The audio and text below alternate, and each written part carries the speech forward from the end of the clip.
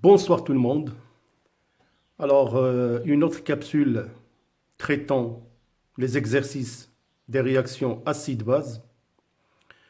Alors donc, je vais bien évidemment lire l'énoncé de l'exercice. Je vous laisse le temps de le relire avant de passer à la correction. L'étiquette d'une solution commerciale S0 composée d'acide chlorhydrique H3O+, plus Cl-, dont la concentration non connue, on veut déterminer la concentration de S0, on dilue 50 fois S0 de concentration C0. On dose un volume VA égale 20 ml de la solution SA diluée par une solution d'hydroxyde de sodium de concentration Cb égale 4,0 puissance moins 2 mol par litre. On obtient la courbe suivante qui donne la variation du pH en fonction de Vb et la variation de dpH sur dVb en fonction de Vb.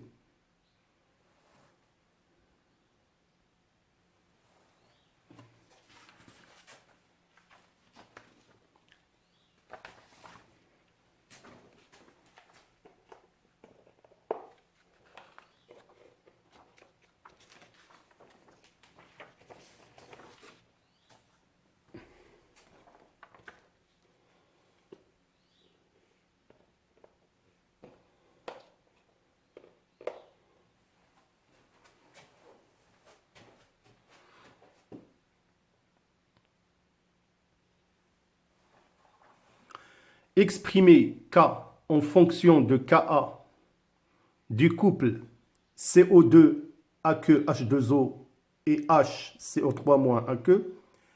Calculer la constante d'équilibre K, on donne Ka est égal à 10 puissance moins 6,4.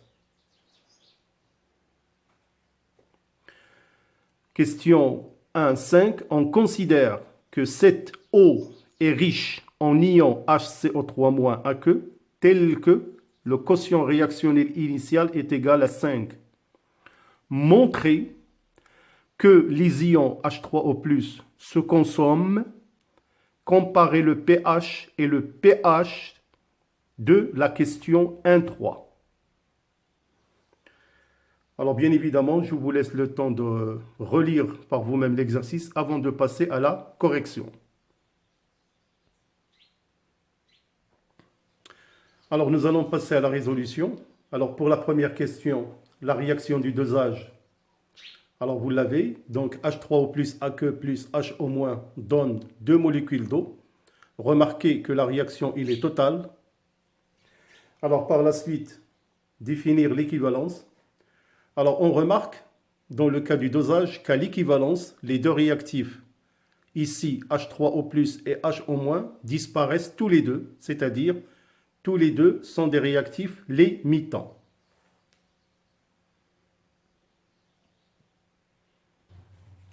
Alors pour la question suivante, déduction de la concentration H3O+. Alors notez qu'à l'équivalence, comme je vous ai dit, on a des deux réactifs sans limitants, donc ce qui fait que la quantité de matière H3O+ égale à celle de HO-, qui est équivalente à CaVa égale à CbVBE, sachant bien évidemment que VBE c'est le volume à l'équivalence. Alors on peut trouver la concentration Ca égale à CbVBE sur Ca. Alors il suffit maintenant de déterminer VBE, que nous allons bien évidemment le déterminer graphiquement. Alors on va choisir la courbe dpH par rapport à dVb qui est égal à F de Vb. On trouve VBE égale à 25,5 ml. Alors vous pouvez bien évidemment, je vais vous faire remontrer la figure.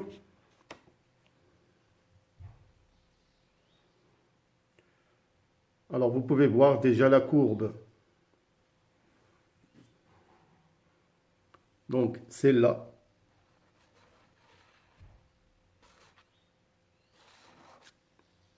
Donc le volume, c'est le point, le sommet, sur cette courbe qui correspond à 25,5.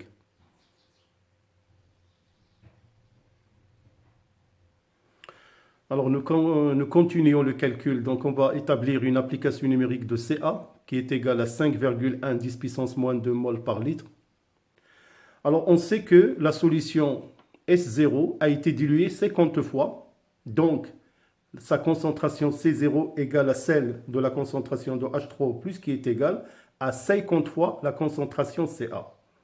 Alors, de cette expression, on peut calculer la concentration de H3O+, qui est égale à 2,5 mol par litre.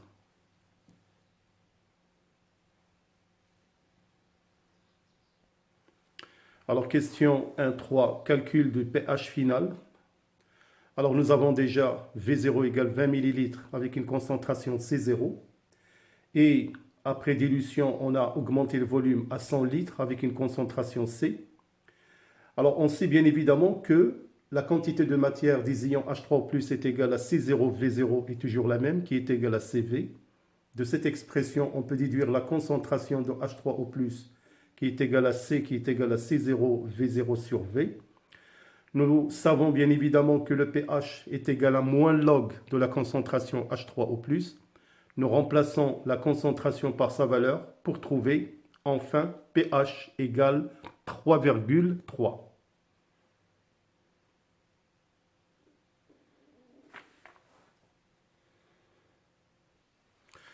Alors pour la question 1.4, nous allons établir l'expression de K, la constante d'équilibre. Bien évidemment, on a la réaction chimique. Alors K est égal à la concentration du dioxyde de carbone aqueux dissous à l'état d'équilibre sur la concentration de HCO3- aqueux multiplié par H3O+, bien évidemment, les concentrations à l'équilibre. Alors, nous allons maintenant établir l'expression de la constante d'équilibre K en fonction de Ka. Bien évidemment, Ka, c'est pour le couple CO2 aqueux H2O, c'est-à-dire dissous dans l'eau, HCO3- aqueux.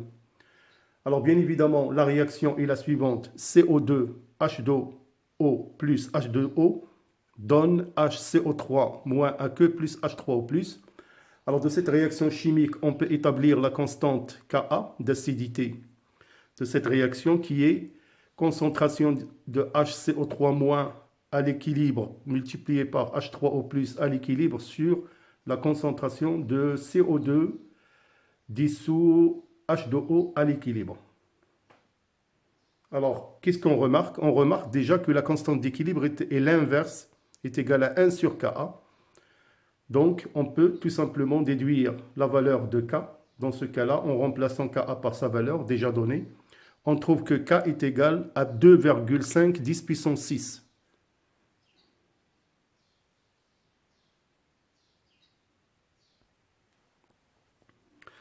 Alors, pour la dernière question, montrons que les ions H3O+ se consomment. Alors, on a déjà trouvé que la constante d'équilibre est égale à 2,5 10 puissance 6. Et le quotient réactionnel initial est égal à 5. Alors, par comparaison, remarquons que le quotient réactionnel initial est strictement inférieur à K.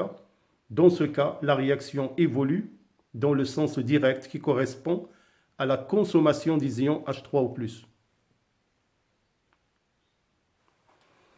Alors, comparaison des pH comme c'est demandé. Alors, qu'est-ce qu'on remarque? Bien évidemment, alors, on a tout d'abord une consommation des ions H3O+, donc le pH augmente quand l'eau est riche en ions HCO3- et aura la même valeur du pH calculé dans la question 1.3 qui était de l'ordre de 3,3.